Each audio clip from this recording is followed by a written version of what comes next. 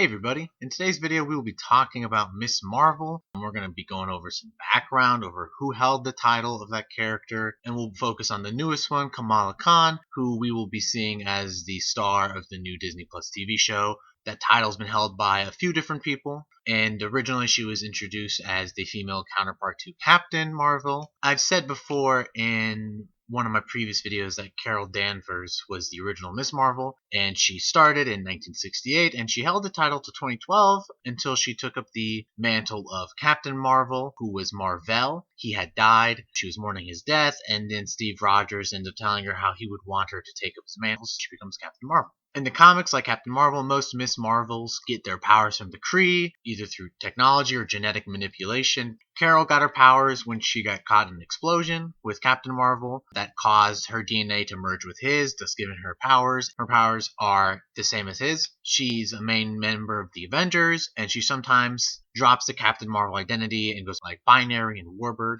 The second Miss Marvel was Sharon Ventura. She appeared in The Thing number 27 in September of 1985. She was a stunt performer for the Thunder Riders. The Thunder Riders were originally known as Team America. They're a superhero / motorcycle team.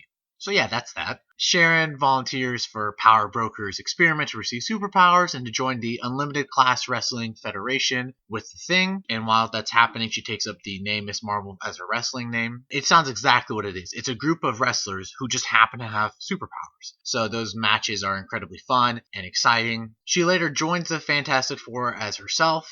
And then after being hit by some cosmic rays, her body ends up mutating into a similar appearance as the Thing. And so she becomes She-Thing. Yeah, it's a terrible name, but not all these names are great. But so she's actually She-Thing, but she was technically the second Captain Marvel. The third person to hold the title of Captain Marvel was Dr. Karla Sofin, a supervillain also known as Moonstone. She was originally the psychiatrist to the original villain named Moonstone. She ends up tricking him to give her the meteorite that gives him his powers, and then she takes his name. During the Dark Reign storyline, she joins Norman Osborn's group of Dark Avengers, and she's the doppelganger to Miss Marvel. She holds that title of Miss Marvel until Carol takes it back in another issue. The fourth person to hold the title is Kamala Khan. She is a 16-year-old Pakistani American whose idol is Carol Danvers. She's an important character to publication history because she was the first Muslim character to headline her own comic book. It's another example of Marvel growing with the world as we evolve, showing what the world is like today. And that's just awesome that they continue to do stuff like this. She discovers that she has the Inhuman gene. This takes place after the Inhumanity storyline, where Terrigen Mist was released across the entire planet, thus making a lot of Inhumans.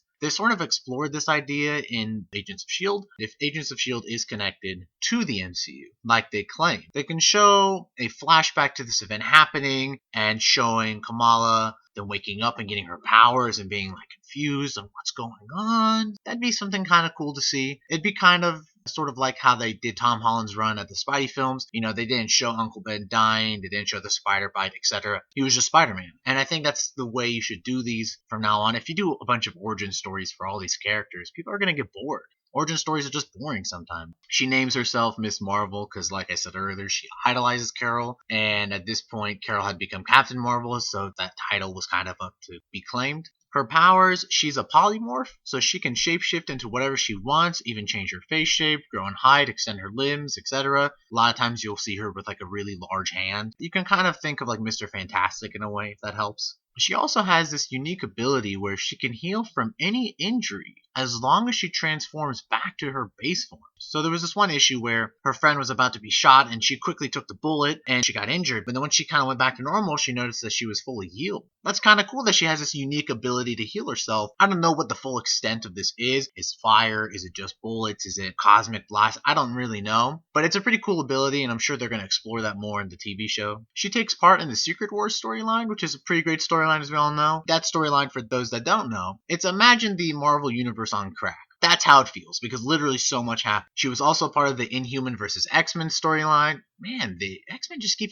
fighting everyone. Just let's be honest, they're a bunch of pricks.